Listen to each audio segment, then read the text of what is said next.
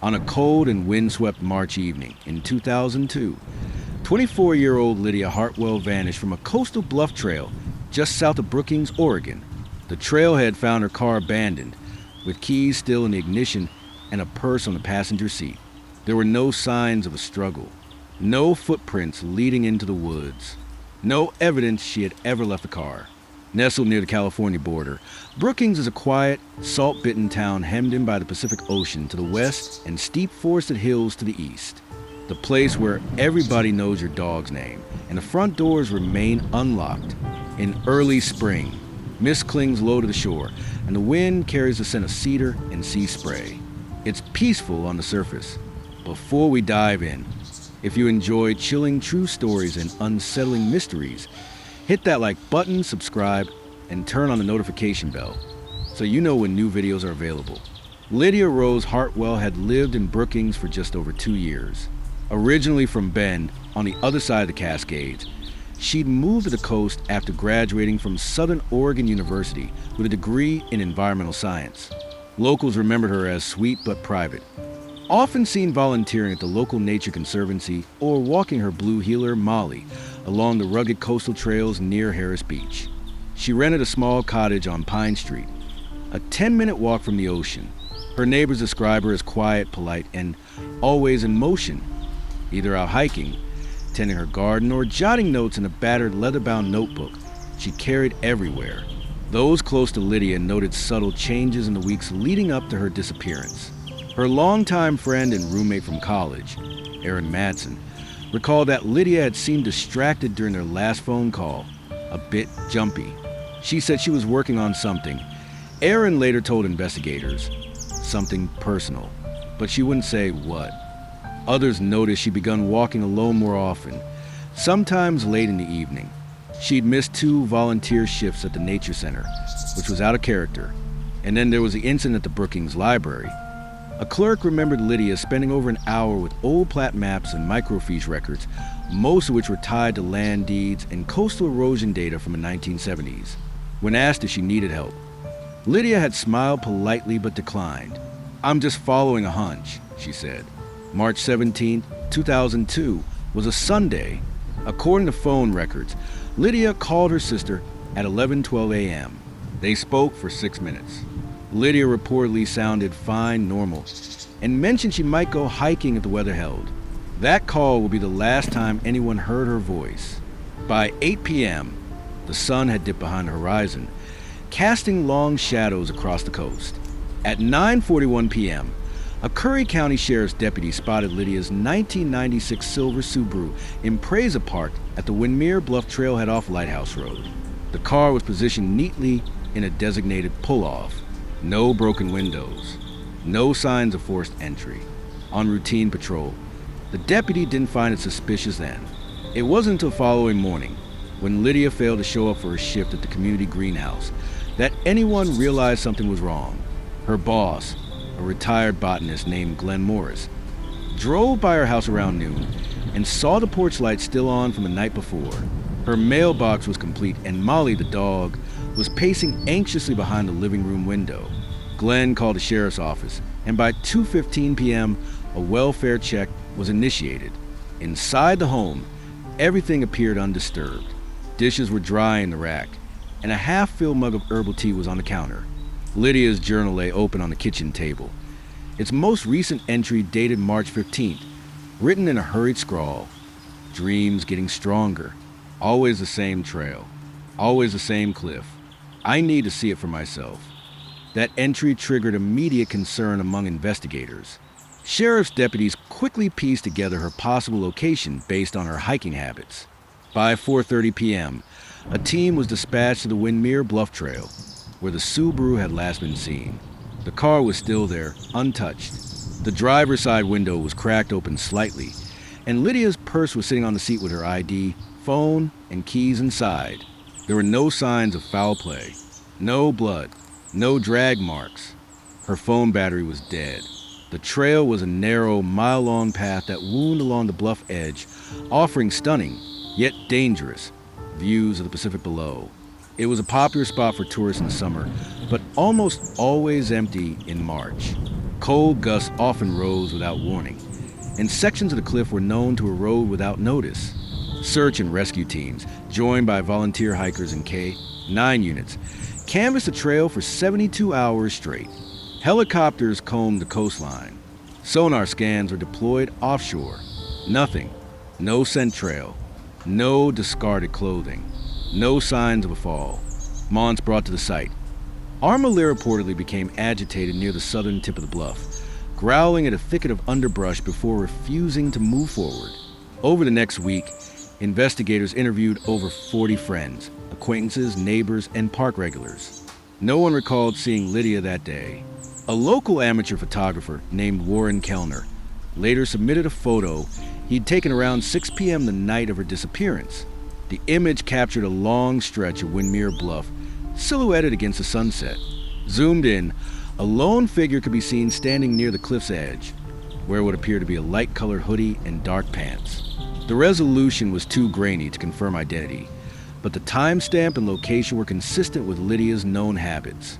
The case was officially designated file #02-1187. Hartwell, Lydia Rose, missing adult.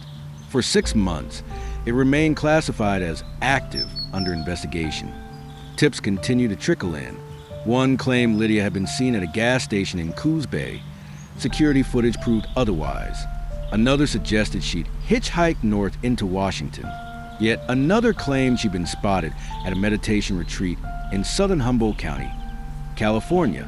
None of them held up under scrutiny. And then a strange detail emerged. In June 2002, a local hiker discovered an odd arrangement of stones in a clearing roughly a quarter mile from the trailhead, well off the main path. The rocks formed a rough spiral, no more than 5 feet wide. In its center, someone had placed a small, weathered notebook weighed down with a smooth beach rock. The notebook contained only 1 page. The writing, later confirmed to match Lydia's, read, "Not lost and not gone, just changed. Don't follow." The notebook was dry, despite recent rains. Forensics couldn't determine when it had been left there. No fingerprints, no DNA. Just that single, unnerving message. Investigators examined the possibility of voluntary disappearance. Did Lydia stage her vanishing? Was this a planned exit? A symbolic gesture? Her bank accounts remained untouched. Her email showed no outgoing messages. Her dog was left behind. Friends insisted she would never abandon Molly.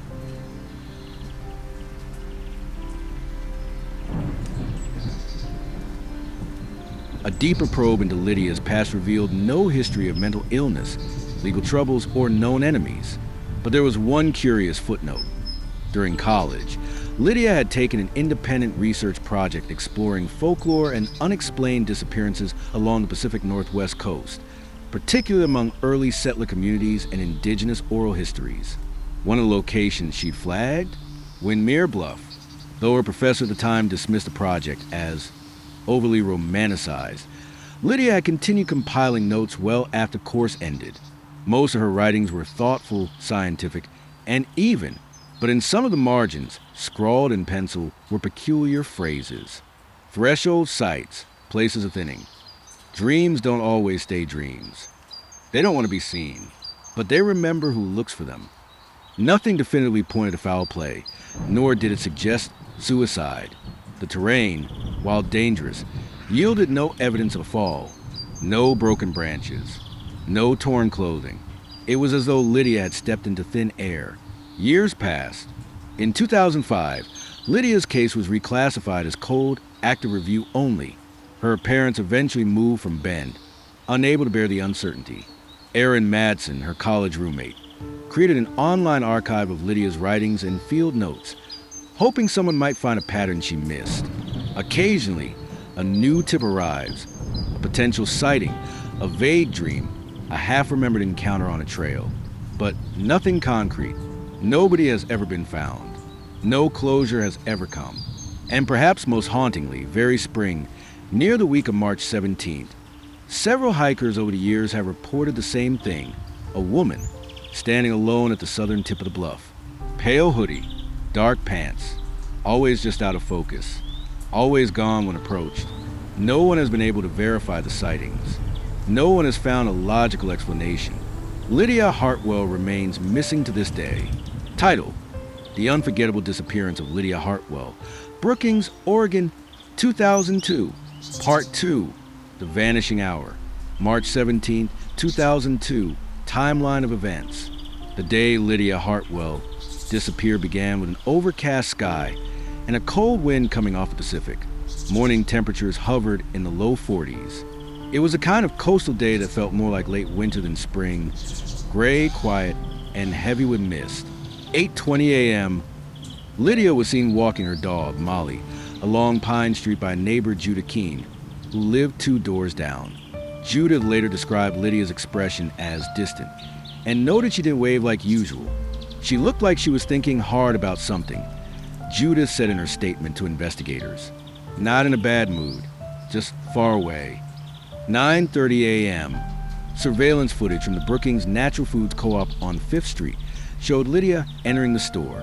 She bought a small bag of bulk trail mix, a bottle of water, and a local map of the Pacific Trail system.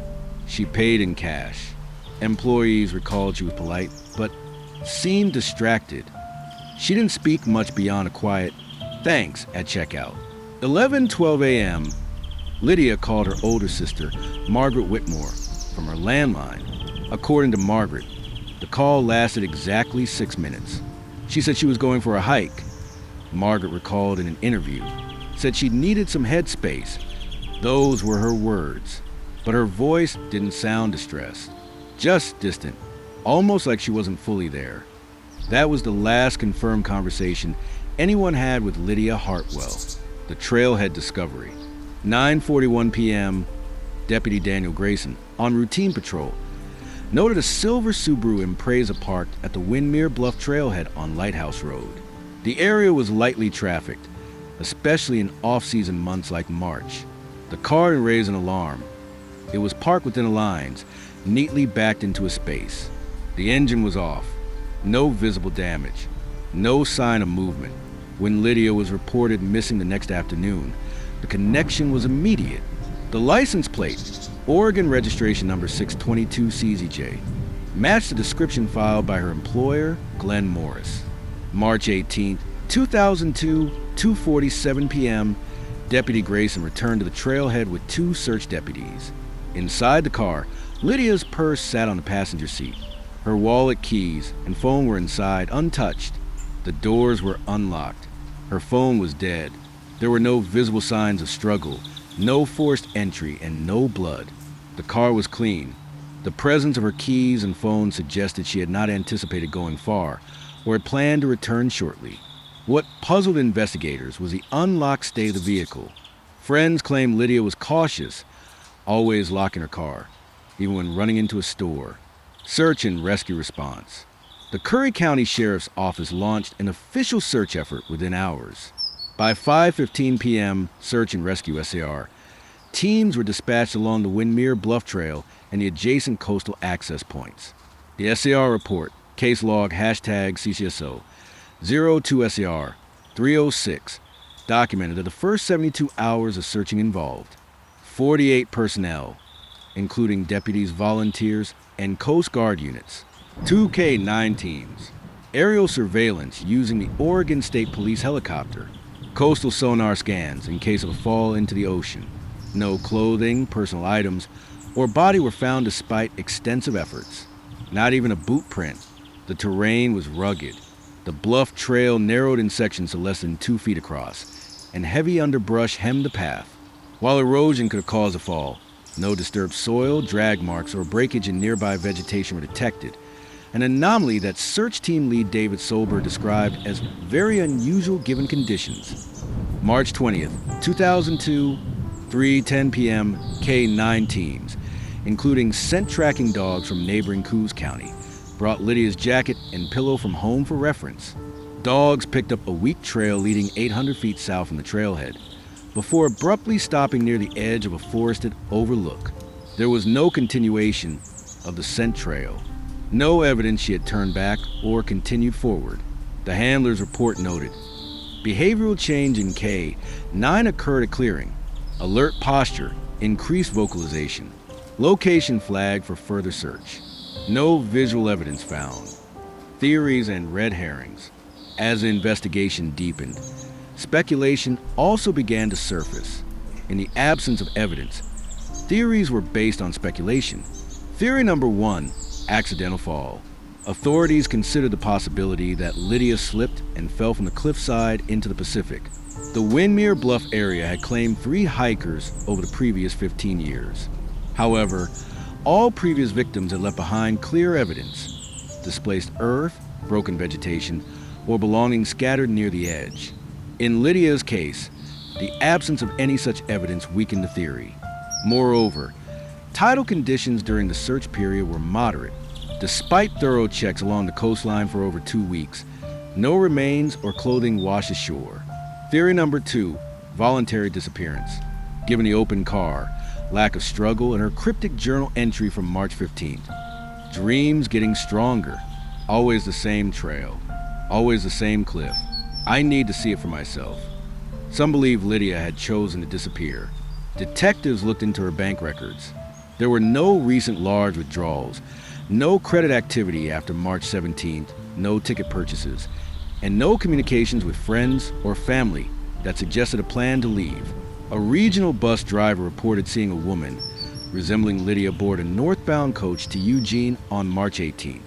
However, video surveillance at the terminal showed a different individual, a woman with similar hair, later identified and ruled out.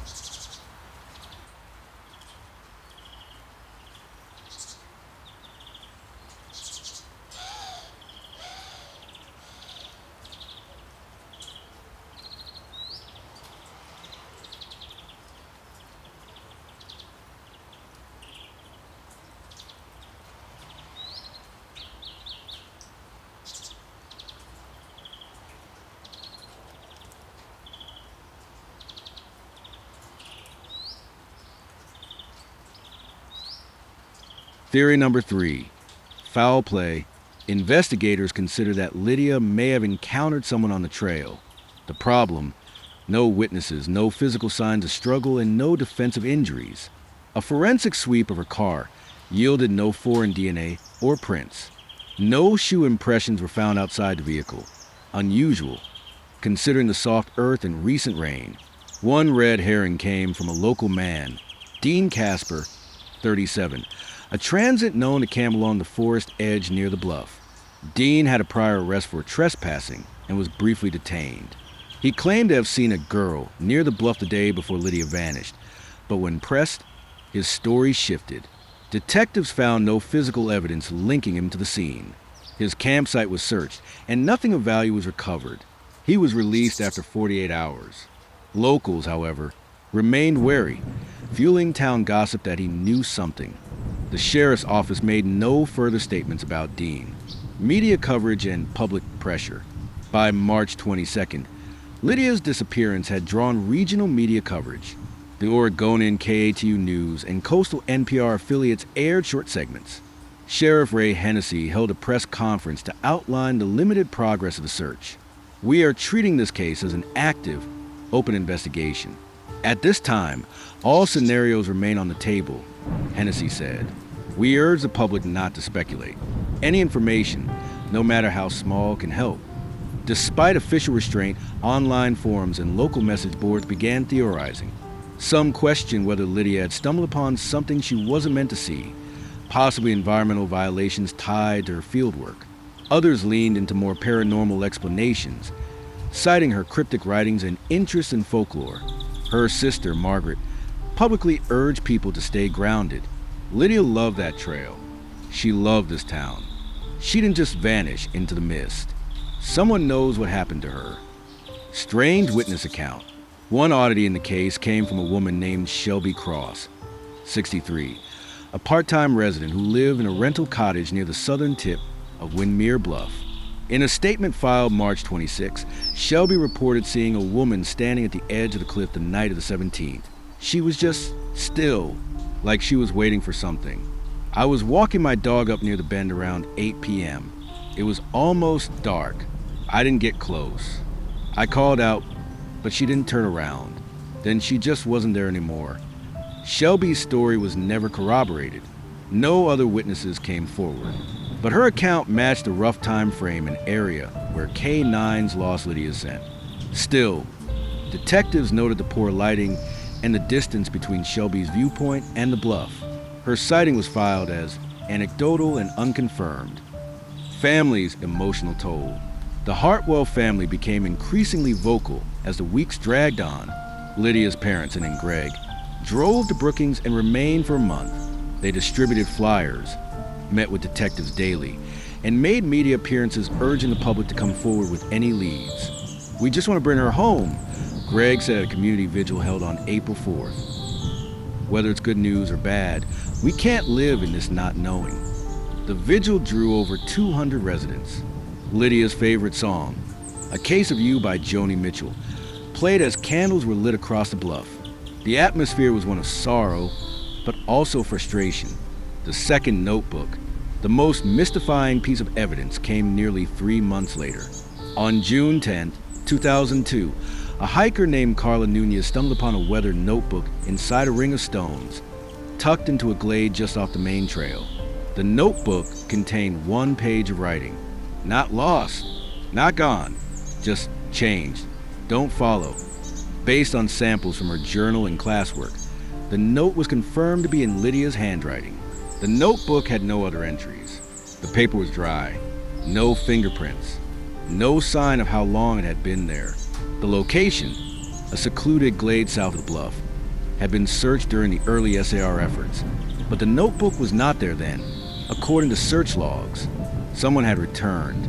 Someone had placed it there after the fact. Whether it was Lydia or someone else has never been determined. Case status. As of fall 2002, Lydia's disappearance remained classified as cold case file #02-1187. Curry County retained jurisdiction, but leads had dried up. Volunteers continued occasional searches. The trailhead where a car was found now featured a small wooden bench with a plaque that read, for Lydia, not forgotten, and yet something about the case refused to settle. Even years later, detectives spoke of it with unease. The neat car, the vanishing scent trail, the spiral of stones, and the notebook. A case that started as a probable hiking accident had evolved into something more profound, stranger. And then, exactly 1 year later, on March 17, 2003, an anonymous envelope was mailed to the sheriff's department. There was no return address, and it was postmarked from Portland. Inside was a photograph, grainy, black and white. It showed a figure, possibly female, walking down an unmarked forest path. Scribbled on the back, "You're looking in the wrong direction." To be continued in Part 3. The coastal town of Brookings has never quite recovered from the disappearance of Lydia Hartwell. Nearly 2 decades later, her case remains one of Oregon's most baffling mysteries. Despite countless hours invested by law enforcement, volunteers, and family, the truth about what happened on that cold March day continues to elude investigators. This final chapter will explore several leading theories proposed over the years, each grounded in the facts, yet none offering a definitive answer. The line between tragic accident, human malice, and something more elusive grows increasingly blurred. Theory 1, accidental death, the silent cliffside. The most conventional explanation remains that Lydia's disappearance was a tragic. Recently expressed concern over these issues in her journal, leading some to suggest she might have uncovered illegal activities and been silenced. Without concrete leads, the foul play theory remains a shadow of possibility that haunts the family and the community. Theory 4, the unexplained beyond reason.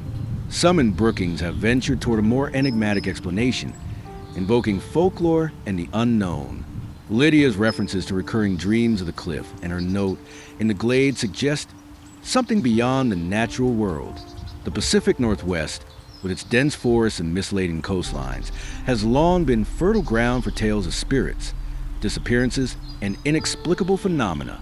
Could Lydia have fallen victim to forces beyond human understanding? The strange photograph, received exactly 1 year after her disappearance, shows a figure walking down an unmarked path with a chilling note. "You're looking in the wrong direction." This deepened the mystery. Was it a message from Lydia herself, or something else entirely? While such theories lack empirical evidence and are often dismissed by law enforcement, they persist in local legend and the minds of those who refuse to accept mundane answers. The enduring question. Nearly 24 years have passed since Lydia Hartwell vanished from the Windmere Bluff Trail. Her case remains officially open, classified under cold case file #02-1187. Investigators hope that a new lead will emerge, whether from forgotten witnesses, overlooked evidence, or advances in forensic technology. For now, her story serves as a haunting reminder of the thin line between known and unknown, safety and danger, fact and speculation. What do you think happened to Lydia Hartwell? Was it a tragic accident on a perilous trail, a deliberate disappearance to escape an unbearable life,